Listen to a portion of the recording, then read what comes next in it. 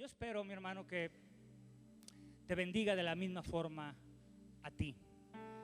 Y todos salgamos transformados, salgamos diferentes como entramos en esta noche. Amén. Gloria a Dios. El título de mi predicación es el poder de un pacto. Amén. Y yo quiero iniciar preguntándote, ponme mucha atención, que reflexionemos un momento. ¿Qué pasaría, mi hermano, si te dijeran que te has ganado $10 millones? Gloria a Dios, dicen por ahí, aleluya. Que tú tienes un cheque en tus manos de $10 millones.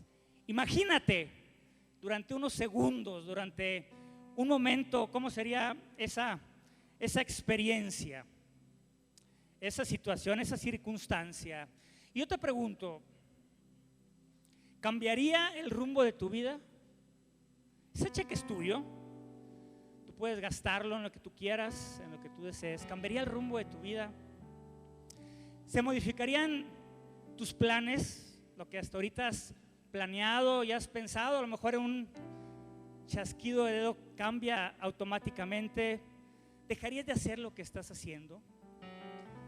A lo mejor algunos pensaríamos, pues dejaría de trabajar, ¿verdad? Con tanto dinero, ¿para qué quiero seguir trabajando? ¿Piensas que serías más feliz? ¿Piensas que estarías más satisfecho? ¿Piensas que estarías más lleno de gozo y de alegría? Yo algunas veces he pensado esto, mi hermano, que te estoy preguntando. He pensado, no he fantaseado, ¿no? Porque al final es una fantasía, ¿no? Y empiezo a pensar, ¿qué haría, no? Y de repente me doy cuenta que cambiaría muchas cosas en mi vida, ¿no? Pero radicalmente. Y después de estarlo reflexionando, digo, no me gustaría mi vida como sería así, ¿no? O sea, no sería la vida que yo quiero en realidad, sí, con mucho dinero. Pero te lo comento porque una pareja, y esto que te voy a platicar es real, una pareja en Canadá se sacó un premio millonario en la lotería hace ya algunos años. Y los periódicos en Londres lo sacaron como una noticia de primera página. Y dices, bueno, ganar la lotería, una noticia de primera página, si todo el mundo saca la lotería, ¿no? Mucha gente saca la lotería, ¿no? Pero era una noticia sorprendente, de esas que le devuelven a uno la fe, hermano. Porque esta pareja canadiense, efectivamente, ellos en un momento decidieron jugar a la lotería y ganaron $11.2 millones. Y cuando ellos tuvieron el cheque en su poder, porque les entregaron el cheque y te metes a internet, lo puedes ver, deciden, después de cierto tiempo, donar todo el dinero que tenían. O sea, donar absolutamente todo. Eso, 11.2 millones de dólares se fueron directamente a obras de caridad, destinadas a hospitales, destinadas a beneficencia pública, algunos amigos, algunos familiares. Y estoy hablándote de Allen y Violet Larch, es el nombre de ellos. Estos eran unos ancianos, mi hermano, eran hombres ya, un hombre y una mujer, un matrimonio de muchos años. Y ellos declararon de manera pública que ese dinero había sido un dolor de cabeza, había sido un quebranto, que en algún momento sí trajo algunas bendiciones a su vida, pero que se dieron cuenta que eran más los prejuicios que los beneficios que esto tenía. Así que decidieron hacer la donación. Y empezaron a pensar, es mejor dar que recibir, y se desprendieron absolutamente de todo, ¿no? Y empezaron a ver a quién le voy a dar el dinero. Empezaron a ver que tenían familiares que estaban en cierta necesidad, pues ahí les va una parte. Amigos que estaban en necesidad, y les va otra parte. Ella, la mujer, estaba enferma de cáncer en aquel tiempo. Entonces empezó a donar gran cantidad de ese dinero a hospitales donde tenían de alguna manera programas para manejar el cáncer, para manejar la diabetes, para manejar el Alzheimer. Hospitales, hasta los bomberos salieron beneficiados, y se quedaron después de cierto tiempo sin nada. es decir, sin nada de lo que habían ganado. Ellos decían, bueno, nunca lo tuvimos y vivimos felices, es mejor no tenerlo y bendecir a otro. Fue una generosidad increíble. Ahora, yo quiero comentarte algo. En el inicio no fue así. Ellos no decidieron jugar a la lotería para donar el dinero. Esa es la realidad. Ellos decidieron jugar a la lotería para tener ese dinero y para cambiar su vida.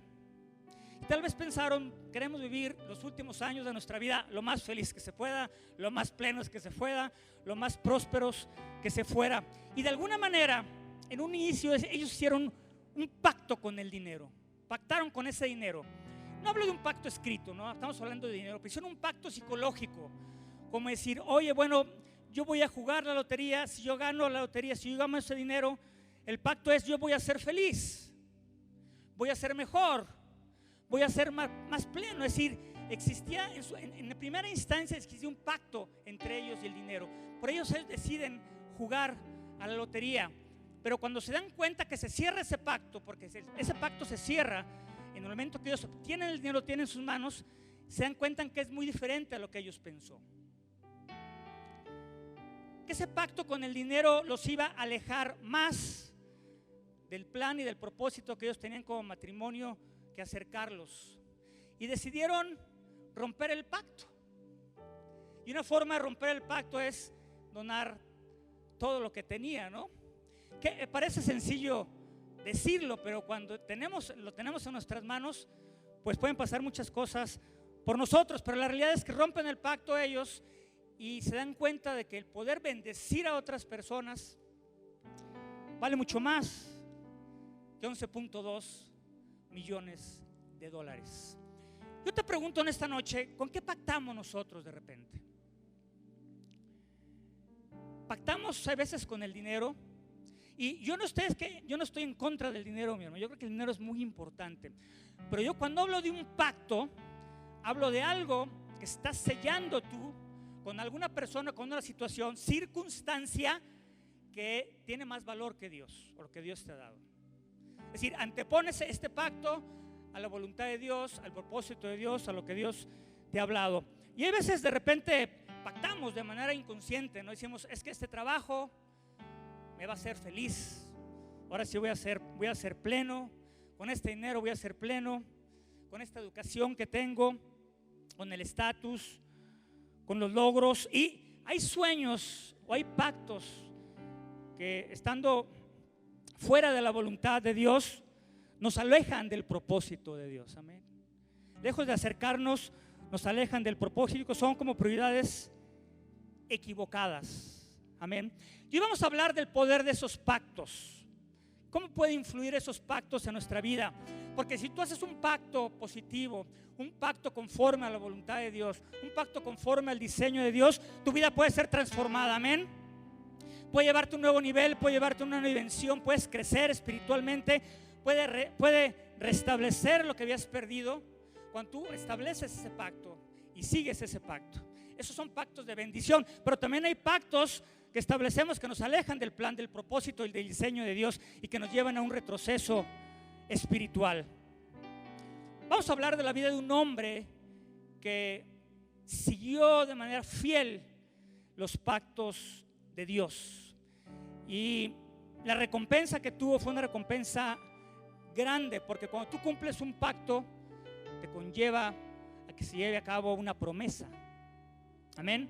Todo pacto conlleva una promesa. Ahora, ¿qué es un pacto? Y rápidamente, para definirlo, es un convenio, un tratado solemne, estricto y condicional entre dos o más partes para cumplir algunas cláusulas establecidas en un contrato formal, y que ambas partes se comprometen a ejecutar ciertas acciones y a recibir retribución de la otra parte. Te lo voy a explicar de la siguiente forma. Durante muchos años de mi vida yo he trabajado en el área de recursos humanos, y una de mis funciones en mi trabajo es contratar a la gente. Y cuando yo contrato a la gente, lo hacemos a través de un contrato legal por escrito. Este contrato legal tiene validez entre la empresa y ante la ley. En en el momento que este contrato se firma. Entonces, la persona que llega a trabajar contigo, obviamente, tiene que establecer un pacto por escrito, ¿no? Llamémoslos en este momento contrato. Y ese contrato tiene muchas cláusulas y condiciones que esa persona debe cumplir. Sí, de ahora en adelante esa persona tiene que trabajar en esa empresa, tiene que cumplir un horario, bueno, que ahora ya es muy de moda la parte de home office, trabajo en casa, ¿no? Pero tiene que cumplir un horario, tiene que cumplir con ciertos objetivos y tiene que dar ciertos resultados. O sea, al final el contrato viene escrito y definido de esa forma. Si tú te vienes con nosotros bajo estas condiciones, y ahora de aquí en adelante pues vas a tener que estar aquí 8 horas, vas a tener que hacer este tipo de actividades, vas a tener que dar este tipo de resultados, y la persona dice: acepto ese pacto, acepto ese contrato. Pero también la empresa, él tiene esa responsabilidad, pero también la empresa tiene beneficios. Yo por mi parte voy a cumplir como la empresa me pide, pero la empresa me va a pagar a mí. Voy a recibir un sueldo, voy a recibir ciertas prestaciones, ciertos beneficios, es decir, todo lo que se estipula por ley y más. Y ese contrato está firmado. Antes se depositaba ante la autoridad, no, pero hay firmas y las firmas valen. Es un pacto laboral. Cuando una persona llega conmigo y me dice que ya no quiere trabajar más, yo le pregunto normalmente: ¿por qué ya no quieres trabajar? Bueno, no quiero trabajar porque voy a poner mi negocio, no quiero trabajar porque he encontrado otro trabajo. Y normalmente le pregunto si es una persona que vale la pena retener. Le digo: oye, ¿ya has pensado todo lo que vas a perder? Porque si vas a tener un negocio, pues ya no vas a tener estas prestaciones. Y mira, tienes un seguro de vida, tienes un seguro médico, tienes un aguinaldo. El contrato, le digo, es voluntario. Tú en cualquier momento lo puedes decir: yo ya no quiero seguir, ¿no? Y se anula completamente todo lo aquí está escrito, ¿no? Y a veces la gente me dice: no importa, aún así decido irme y se va, ¿no? Hay gente que dice: bueno, voy a pensar. Los que dicen que voy a pensar después se terminan yendo, pero en fin. Pero lo que voy es que una vez que la persona sale, pierde todos los beneficios. Y me tocó vivir una experiencia donde un joven del área de producción decide renunciar, y le digo: oye, no renuncies. Le digo: ahorita está bien difícil que encuentres trabajo. No, es que quiero buscar trabajo, porque quiero ver tu... Le digo: no renuncies ahorita, renuncias ya que tengas trabajo, porque no tienes ahorita, ya que tengas renuncias, ahora sí viene. Y me dice: no, Ramón, yo ya no quiero seguir trabajando aquí. Ok, bueno. Terminamos el contrato, le dio su cheque. Al mes y medio me habla la esposa de esta persona y me dice: licenciado, dice, soy la esposa de fulanito, ¿usted lo recuerda? No, sí lo recuerdo. Fíjese que está hospitalizado, tuvo un derrame cerebral, estamos en el Seguro Social y hoy es el último día que nos cubre el Seguro Social. Yo le quiero pedir de la manera más atenta, casi suplicar, que lo dé de alta ante el Seguro Social nuevamente, para que él pueda cubrir y pueda estar un mes, 2 meses más.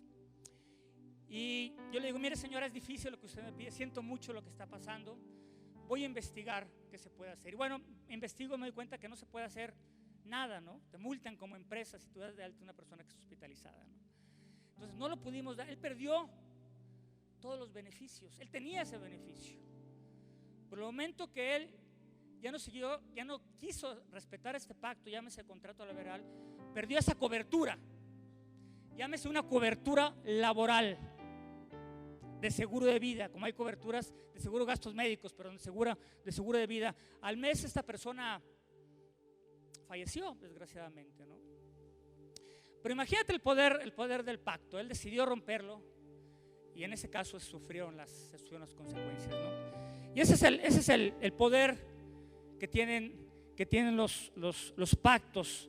Y vamos a ver, te comentaba de un hombre que supo pactar. Vamos a Josué 1, del 1 al 9. Dice: preparativos para la conquista. Dice: aconteció después de la muerte de Moisés, siervo de Jehová, que Jehová habló a Josué, hijo de Nun, servidor de Moisés, diciendo: mi siervo Moisés ha muerto. Ahora pues levántate y pasa este Jordán, tú y todo este pueblo, la tierra que yo le doy a los hijos de Israel. ¿Quién era Josué? Bueno, Josué, tal vez hemos oído hablar mucho de él. Es uno de los generales más importantes que ha habido en la historia. Actualmente sus habilidades de liderazgo fueron tan importantes en las diferentes batallas. Su estrategia militar fue tan directa, tan clara y tan efectiva que sigue estudiando a Josué hoy en día. Las academias militares siguen estudiando algunas de sus estrategias. Es un hombre que nació en cautiverio, nació en Egipto, pero con el tiempo el Señor decide que él sea el líder del ejército del Señor y lo escogió como sucesor de Moisés. Y ser el sucesor de Moisés pues era alguna parte muy importante, era todo un tema, ¿no? La mayor parte de nosotros conocemos a Josué por el libro de Josué, pero desde antes, desde Éxodo, Deuteronomio, se habla acerca de Josué, de la fidelidad de Josué, de la obediencia de Josué, de cómo caminaba con Moisés. Es un hombre de fe. Por eso Dios le permitió dirigir el ejército de Dios. Fue un hombre que tú recordarás que 40 años antes, cuando se inspeccionó la tierra prometida, entraron 2 espías, regresaron con mala noticia. Solamente él y Caleb dijeron: no, nosotros podemos derrotar, podemos entrar a la tierra. Era un hombre de fe, era un hombre que estaba claro que Dios tenía un plan, tenía un propósito, y era un hombre de pactos. Sabía que Dios había pactado desde Abraham eso, porque el pacto de la tierra prometida era un pacto que tenía de miles de años antes. Desde Abraham, cuando Abraham le dijo: tú vas a heredar, y tu descendencia va a ser tan numerosa como las estrellas del cielo y como arena del mar, y van a recibir una tierra. Él tomó la palabra de ese pacto y él la creyó durante muchos años. Pasan 40 años y él sigue creyendo todavía en esa palabra, y Dios lo levanta y dice: tú vas a ser como un sucesor, vas a ser el sucesor de Moisés. Moisés ya no está más aquí, a ti te va a tocar cruzar ese Jordán y a todo este pueblo, a la tierra que yo he prometido desde hace muchos años a Israel. Ahora, como líder del pueblo, él jamás se atemorizó por la muerte de Moisés. Tal vez otra persona hubiera dicho: ya no queda esperanza, nuestro líder principal ha muerto. Él era el que nos había dirigido por 40 años y ahora quedo yo solo. No, él salió adelante. Él sabía que Dios le había dado una orden directa, una orden específica, ¿sí? Dice el versículo 3: yo os he entregado, como le había dicho a Moisés, todo lugar que pisara la planta de vuestros pies. Fíjate cómo está presente continuo. Yo os he entregado. Ellos ya tenían la tierra prometida, desde el desierto y el Líbano hasta el gran río Éufrates, toda la tierra de los heteos, hasta el gran mar donde se pone el sol, será vuestro territorio. Todo eso es su territorio. Luego dice el versículo 5: nadie te podrá hacer frente en todos los días de tu vida. Como estuve con Moisés, estaré contigo, no te dejaré ni te desampararé. ¿Qué promesa, mi hermano? Nadie te va a poder hacer frente el resto de los días de tu vida. Le estaba diciendo otras palabras: nunca serás derrotado, nunca serás vencido. Tú vas a destruir siempre a tus enemigos. Tú vas a avanzar con pie firme sobre esa tierra que emana leche y miel. No tengas miedo y temor, levántate. Y esta era una promesa bien importante. ¿Por qué, mi hermano? Porque Israel era un pueblo que no era un pueblo guerrero. Acuérdate que Israel había estado durante 400 años en cautiverio, habían sido esclavos. Ellos no sabían cómo pelear, cómo tener armas. Y aunque en el proceso, en el trayecto de Egipto a la tierra prometida, hubo algunas batallas que ellos pelearon. En una de ellas, por cierto, Josué fue el general. Ellos no tenían armas, ellos no sabían cómo hacerlo. Entonces, una declaración por parte de Dios donde te dice: nunca vas a ser derrotado y tú vas a derrotar a tus enemigos. Sabiendo Josué y el pueblo que los fereceos eran pueblos guerreros, eran pueblos acostumbrados a la guerra, eran pueblos de hombres grandes, con armas, con carros cerrados. Esta es una declaración poderosa, mi hermano, y es lo que Dios te promete. Nunca nadie te puede hacer frente el resto de los días de tu vida. Esa promesa sigue siendo vigente, sigue siendo actual. Tú la tomas, Dios sigue hablando de esa forma. Esto es tremendo. Luego le dices: esfuérzate y sea valiente, porque tú repartirás este pueblo por heredad la tierra a la cual juré a sus padres que les daría a ellos. O sea, desde la parte de Abraham: esfuérzate y sé valiente. Ahora, esfuérzate y sé valiente, ese es el pacto que él tenía que hacer. Esfuérzate y sé valiente, tú no podemos entender, bueno, voy a esforzarme para ser un buen guerrero y pelear contra los demás, pero en realidad ellos no eran muy buenos guerreros. Esfuérzate y sé valiente, y lo viene más adelante, es para cumplir la palabra de Dios. Uno tiene que tener esa valentía para creerle a Dios lo que Dios nos ha hablado, nos ha dicho, y poner esa fe en acción. Es guardar esa palabra de Dios, es creer la palabra de Dios sobre todas las demás cosas, que aunque sean más atractivas o aunque sean diferentes, la palabra de Dios es la que tiene validez y la que tiene poder. Y dice en 7: solamente esfuérzate, sé muy valiente. Se lo vuelve a repetir: para cuidar de hacer conforme a toda la ley que mi señor Moisés te mandó, no te apartes de ella ni a diestra ni a siniestra, para que seas prosperado en todas las cosas que emprendas. Nunca se apartará de tu boca este libro de la ley, sino que día y noche meditarás en él, para que guardes, llegas conforme a todo lo que está escrito, porque entonces harás prosperar tu camino y todo te saldrá bien. Miro que te esfuerces y seas valiente, ¿no? Como hay implícitos y de manera directa varios pactos: esfuérzate, sé valiente, cree en mí, cree en lo que yo te he hablado, cree en lo que te he dicho, medita en la palabra, medita en todo lo que Moisés te enseñó a través de la ley. Todos estos pactos, si tú los cumples, nunca te podrán hacer frente el resto de los días de tu vida. Es lo que Dios le está diciendo. Esto es una declaración poderosa, una declaración tremenda, pero de repente nos podemos equivocar en las prioridades de Dios, y ahorita vamos a ver qué pasa en ese sentido. Jehová le dice más adelante: yo te he entregado en tu mano Jericó. Jericó era la primera ciudad que tenían que conquistar. Jericó era una ciudad especial, era una ciudad de guerreros, era una ciudad amurallada, era una ciudad donde difícilmente alguien podía entrar con ese muro tan fortificado y tan grande que había. Pero Dios le dice: yo te he entregado en tus manos ya Jericó, ya lo tienes tú en tus manos, y a su rey y a todos los varones de guerra. ¿Eso qué era? Es una promesa, le estaba dando una promesa a Dios: yo te la he entregado, tú has cumplido mi pacto, tú has seguido mis enseñanzas, has cumplido mis estatutos, mis mandamientos, y yo te entrego esa ciudad. Y le da una serie de recomendaciones, que en realidad no son recomendaciones, es lo que él tenía que hacer de manera específica.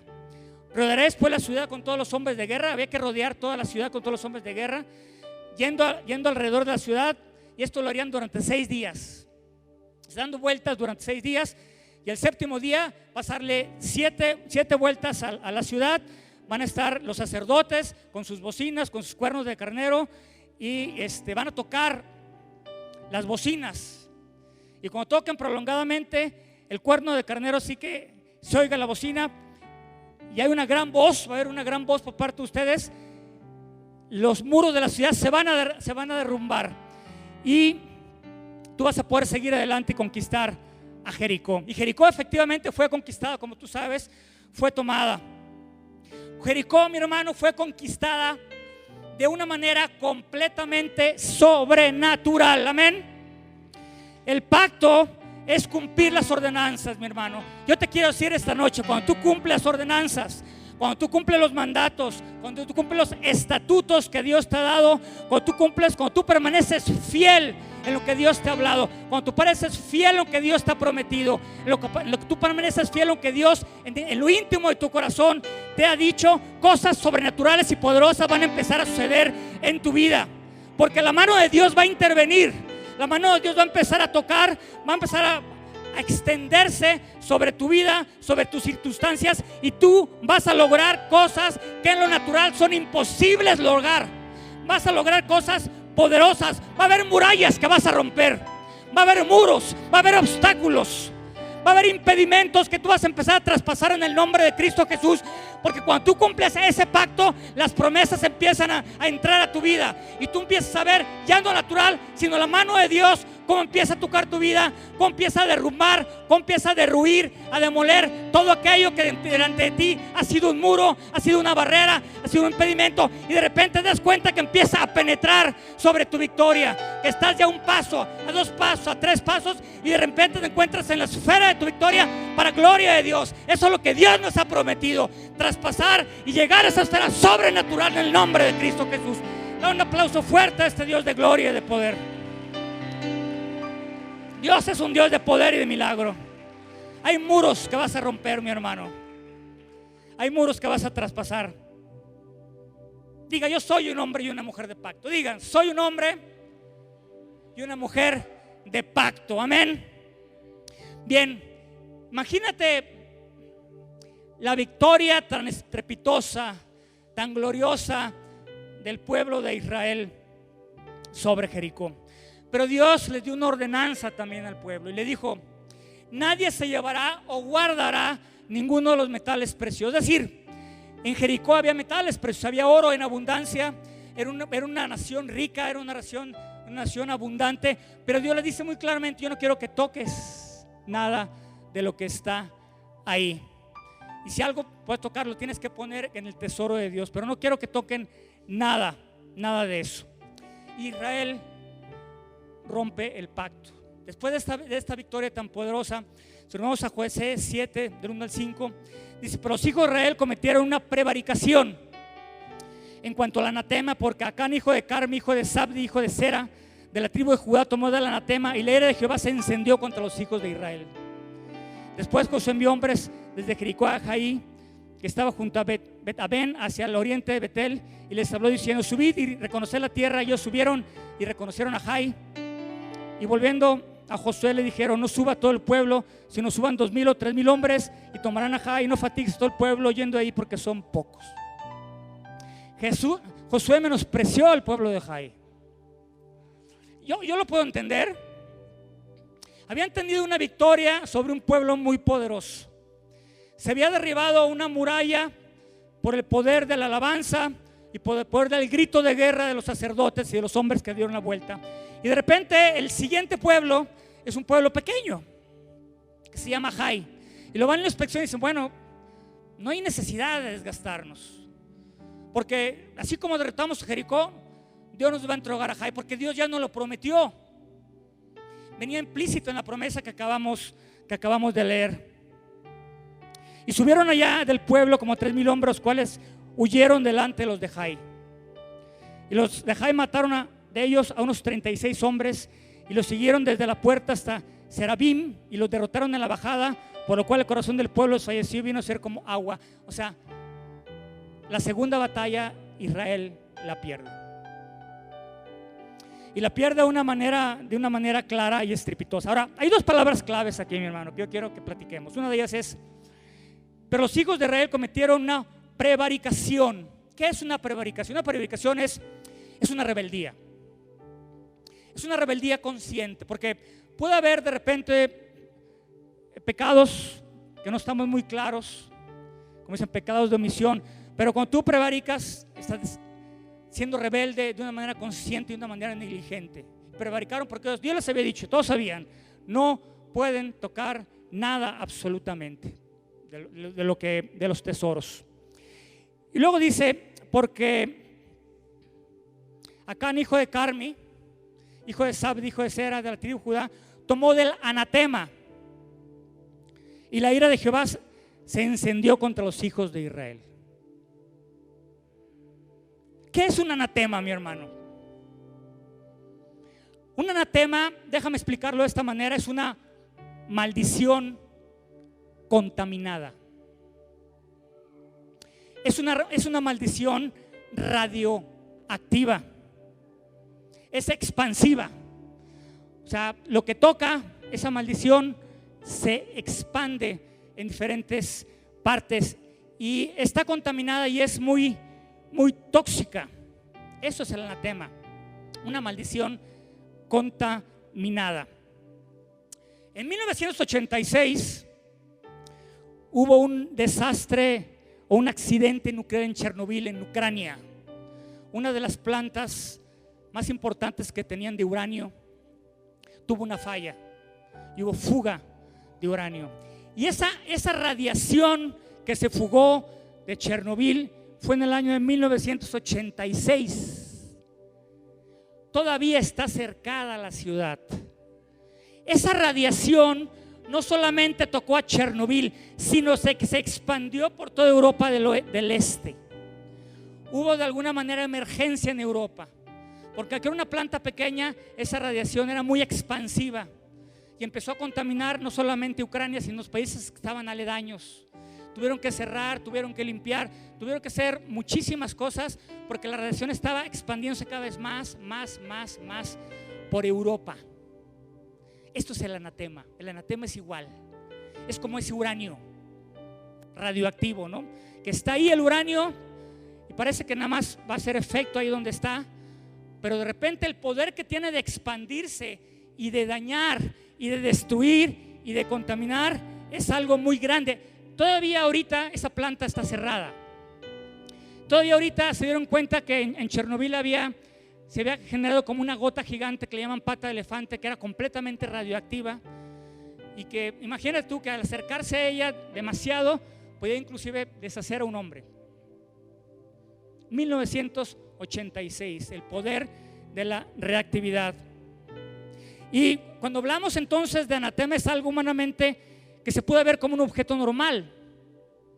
Es decir, para Acán era muy sencillo. Imagínate tú, mi hermano, Acán están conquistando Jericó y de repente Acán se encuentra con un manto babilónico que se ve muy bonito, ¿no?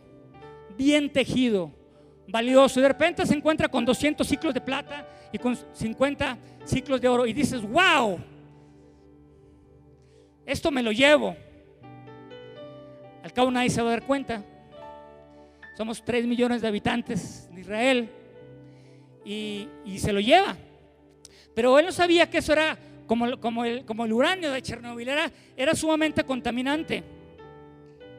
Tenía un radio expansivo que contaminó absolutamente a todo Israel. Y de alguna manera, bueno, ¿por qué era tan contaminante? Porque Jericó era una ciudad de pecado, de hechicería, de idolatría, de brujería. Era una ciudad infectada, era un anatema espiritualmente radioactivo. Y no solamente contaminaba a la persona, sino era contaminante para todos los demás. Y entonces espiritualmente se contamina la ciudad y Dios no puede intervenir por esa contaminación. La mano de Dios se aleja porque se rompe ese pacto y toda la ciudad está completamente contaminada. Ese anatema es igual que es como un cáncer que no pueden reconocer nuestro sistema inmunológico y se expande. Yo te quiero platicar una historia. Hace muchos años, cuando iniciamos con el evangelio, estábamos muy entusiasmados, estábamos ya muy metidos, muy comprometidos con la iglesia. Amábamos a la iglesia, ya nos sentíamos parte, realmente no teníamos mucho tiempo de estar ahí en ese lugar, pero ya nos sentíamos parte de esa iglesia. Y entonces de repente en mi casa, que es casa de ustedes, empezamos a ver cosas extrañas, mi hermano. Mis hijas empezaron a ver cosas extrañas en la casa y empezaron a ver que de repente como siluetas, como muñecas que se aparecían en el techo y de repente eran espíritus demoníacos, alimañas del infierno que se aparecían y que las veían. Y yo decía: no es cierto. ¿Cómo creen? Pues si nosotros somos ya cristianos y oramos y clamamos y diezmamos y vamos a la iglesia y participamos, no puede haber aquí espíritus y no puede haber eso. Es que sí los hay, me decía. Le platicaban a mi esposa conocemos bien la historia, después se las puede platicar más detalladamente si le invitan un café, ¿verdad? Entonces yo de repente, yo no creía, la verdad es que no creía. Dice: bueno, pero vamos a orar. Y mi esposa y yo empezamos a orar y clamar en ese cuarto donde mis hijas de repente tenían pesadillas, soñaban con eso y orábamos y clavábamos. Mira, mi hermano, se nos quedaba ronca la voz de tanto orar y clamar y clamar y clamar y clamar. Decía: ya está la imagen, ya se fue, decía yo. Ya no hay nadie aquí, todos tranquilos. Me dicen, a ver, papá, pues duerme aquí en el cuarto, a ver si es cierto. Bueno, pues yo duermo en el cuarto. Mi hermano, duermo en el cuarto y tuve un sueño que yo nunca me voy a olvidar de él. Un sueño escalofriante.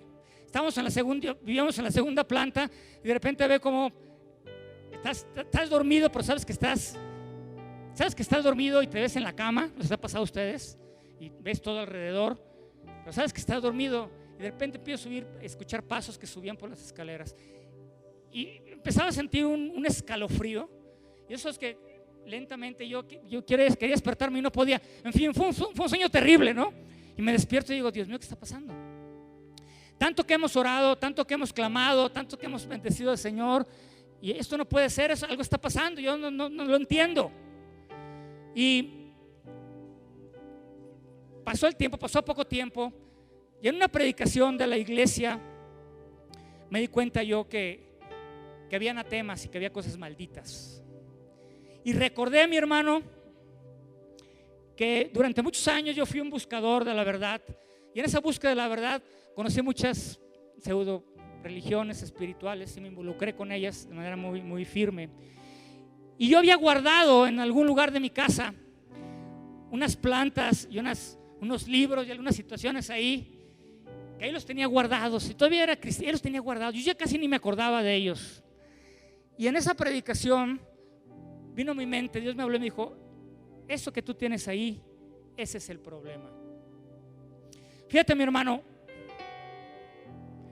yo de repente dije, bueno, pues puede ser. Y empecé a reflexionar y dije, es cierto, eso no me he deshecho de muchas cosas menos de eso. Entonces voy, lo busco, lo abro y hago un asado con todo, lo quemo a todo eso al fuego, ¿no?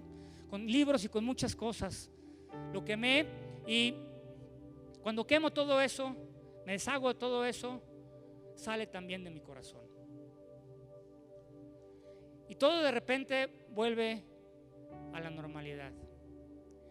Yo lo que te quiero decir esta noche, mi intención no es que pongas a buscar en tu casa anatemas, porque yo me di cuenta que hay una conexión con lo físico y el corazón. Yo tenía que deshacerme de eso físico para poder tener una desconexión en mi corazón, porque eso seguía abriendo puertas en mi vida, seguía dándole cabida a mi vida anterior, antes de Cristo. Y ese es el poder del anatema. Y ahora el anatema, yo no estaba de manera directa viviendo las circunstancias negativas, era mi familia.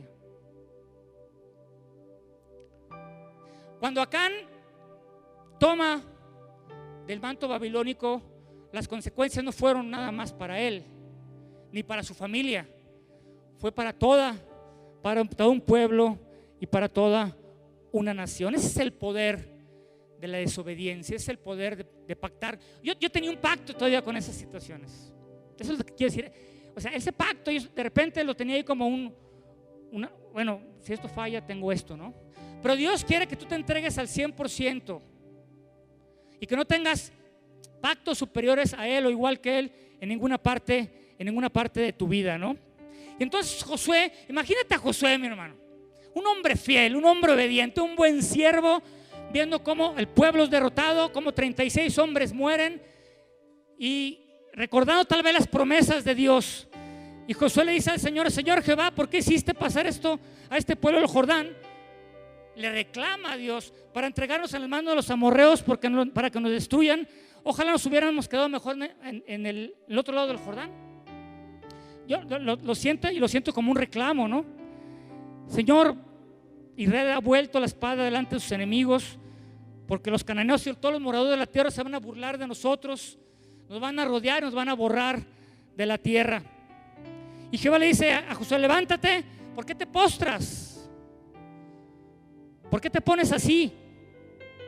Y le dice Dios, Israel ha pecado, ustedes rompieron el pacto que yo establecí con ustedes, no hicieron lo que les mandé que tenían que hacer, y hay un anatema que ha sido tomado por alguien del pueblo y está guardado en algún lugar, y ustedes no van a poder seguir avanzando, no van a poder seguir conquistando hasta que ese anatema sea destruido. Esa es la orden de Dios de manera muy puntual y muy específica. Ahora, fíjate el impacto de romper el pacto. Dios juzgó a la nación basándose en el pecado de ¿cuántas personas? De una sola persona.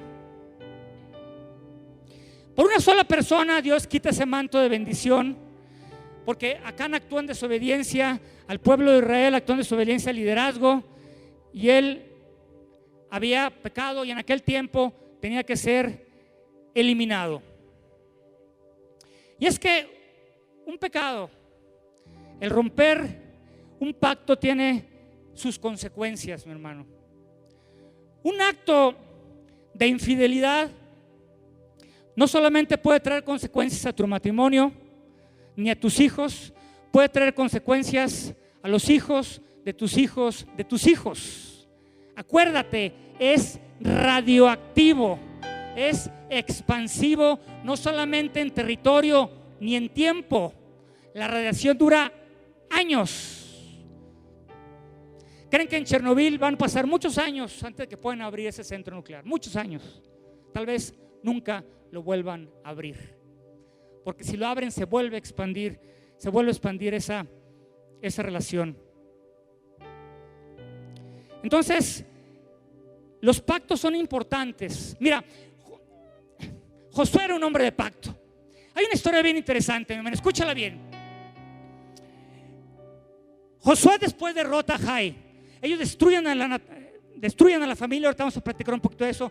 Destruyen a la familia, destruyen al anatema y regresa el manto de bendición. Es decir, eliminan el material radioactivo y Dios los bendice y destruyen a Jai y conquistan a Jai. Y había un pueblo que estaba al lado de ellos que se llamaban los Gabaonitas. Y los Gabaonitas eran muy astutos y dijeron: a ver, Israel ya destruyó a Jericó y ya destruyó a Jai, y seguimos haciendo la cuenta en distancias, pues seguimos nosotros.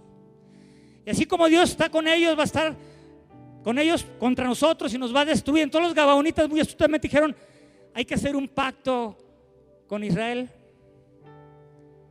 para que no nos haga nada, para que no nos destruya. Entonces, de manera muy astuta, ellos deciden: vamos a decirle a Israel que somos un pueblo que viene de lejos. Todo esto era mentira, Es un pueblo que venimos de lejos y que venimos a prestarle tributo a Israel, a conocer al Dios de Israel.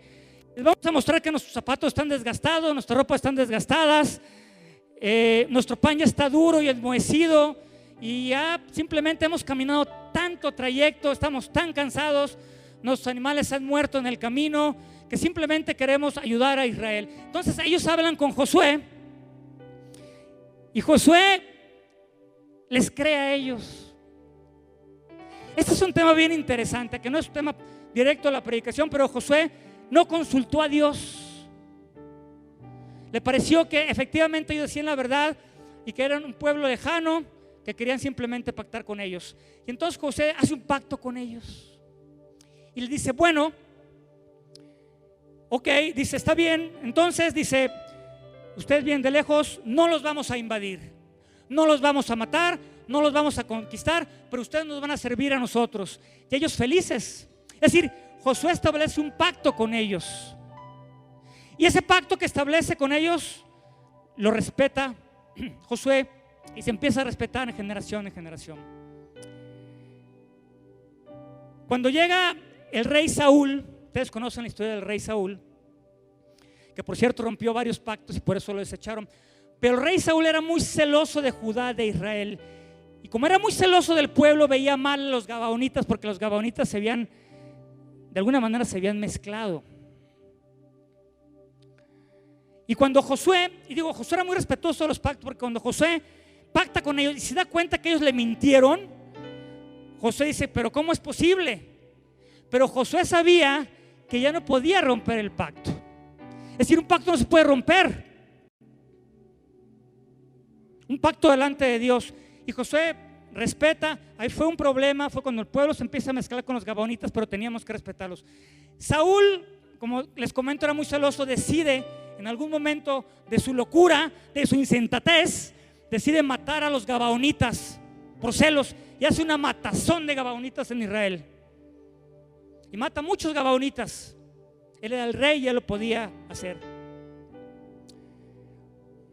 muere Saúl, empieza a reinar David, y muchos años después, mi hermano, en Israel empieza a haber hambre. Y David, desconcertado, dice: Señor, van 3 años que hay hambruna aquí en el país, que tenemos hambre, ¿qué está pasando?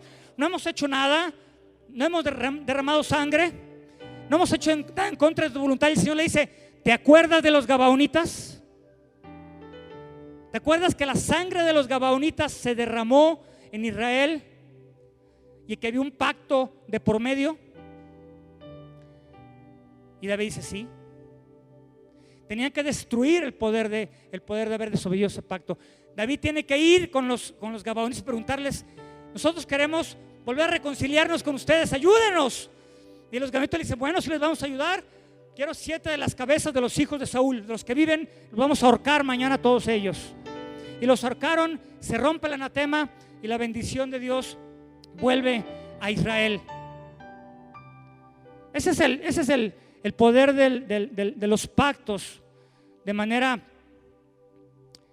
positiva y de manera negativa. Y finalmente la historia de Josué es una historia, la historia de Acán es una historia triste, porque Acán, toda su familia, sus hijos, su esposa, sus parientes, son apedreados y quemados. Pero es bien interesante, mi hermano, porque Dios les dice, bueno, dice Josué, dice: hay alguien que ha pecado y yo voy a buscar dentro de las tribus de Israel quién es el que ha pecado.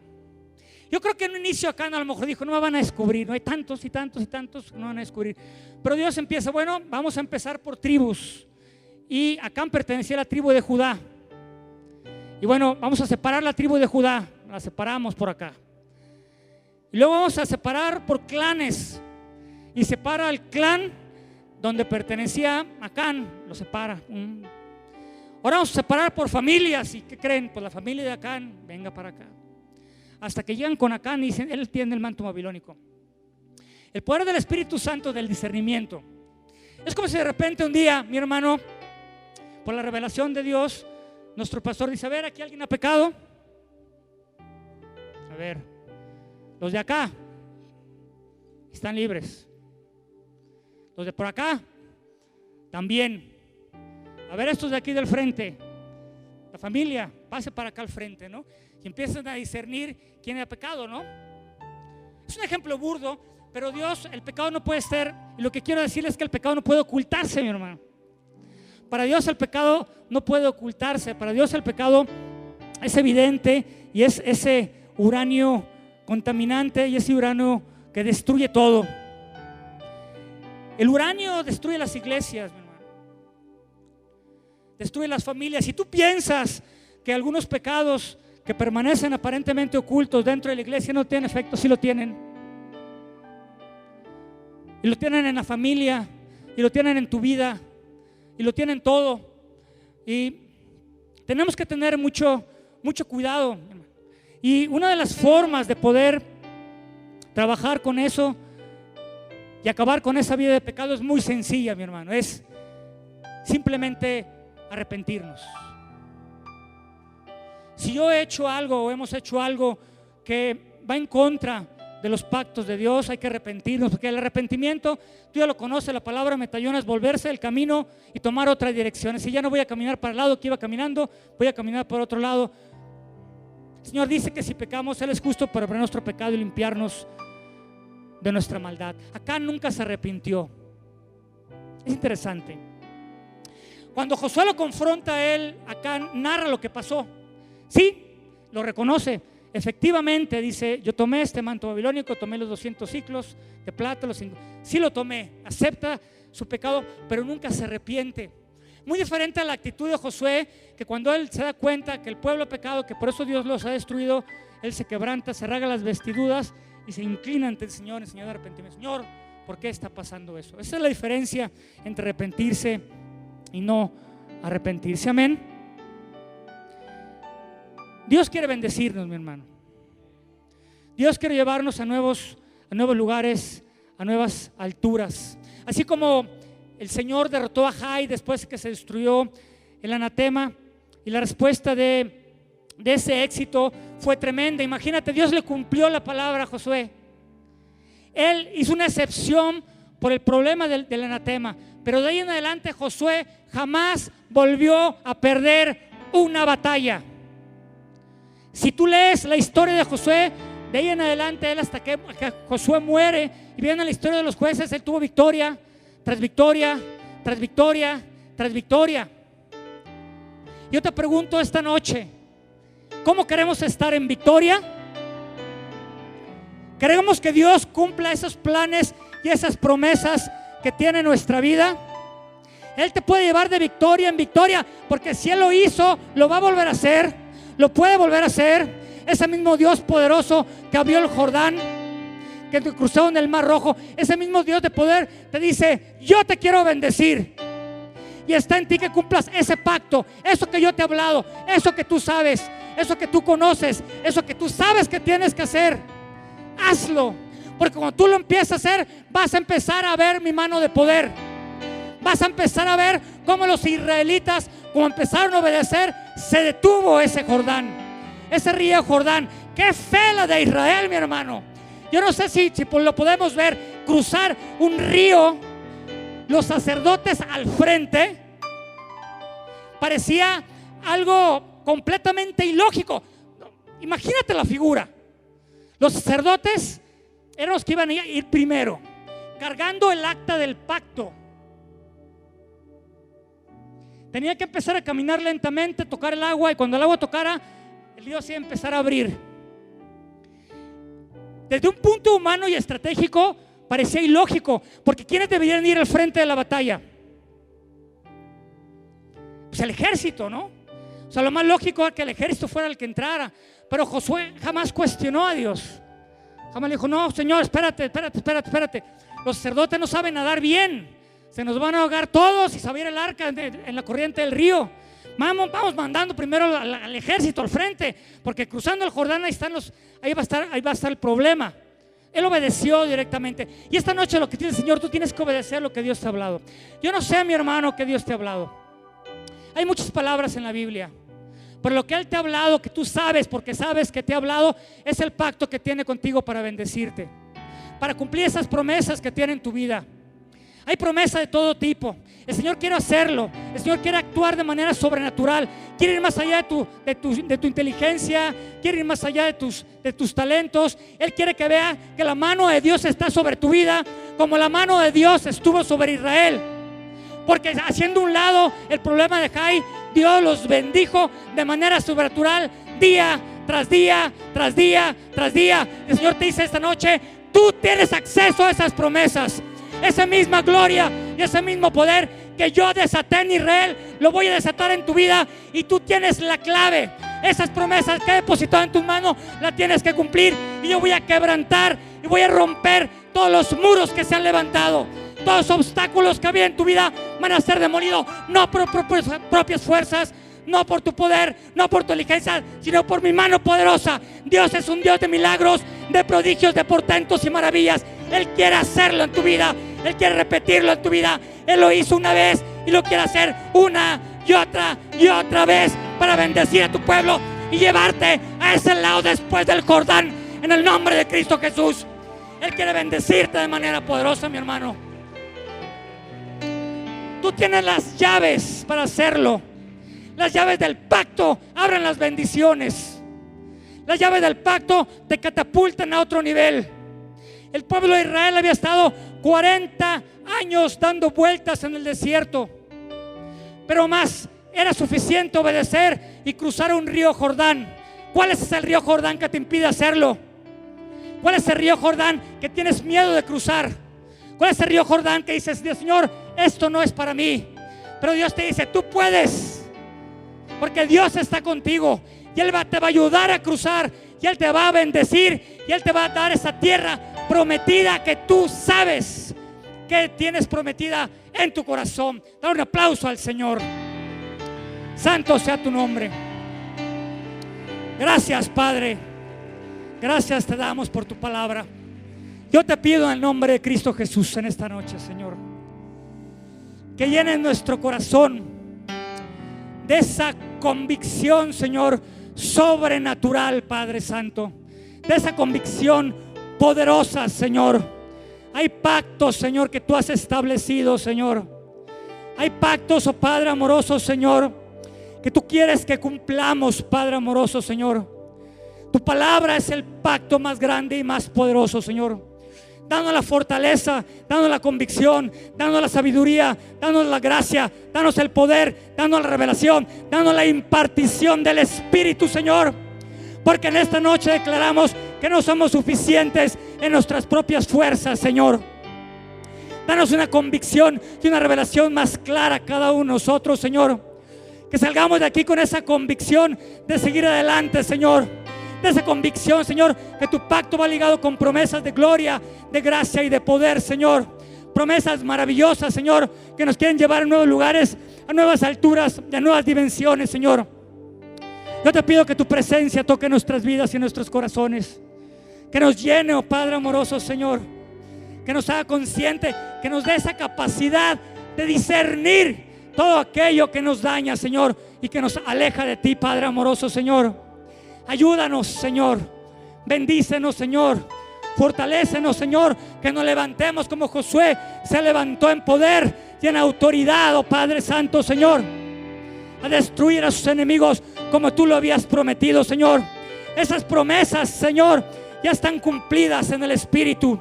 Solamente falta tiempo para verlas, Señor. Para reconocerlas, Señor. Y dar la gloria y la honra a tu nombre. En el nombre de Cristo Jesús. Amén. Y amén, santo sea su nombre. Apláudale a ese Dios de gloria, amén. Amén, santo sea su nombre. Amén, espero que haya sido de bendición.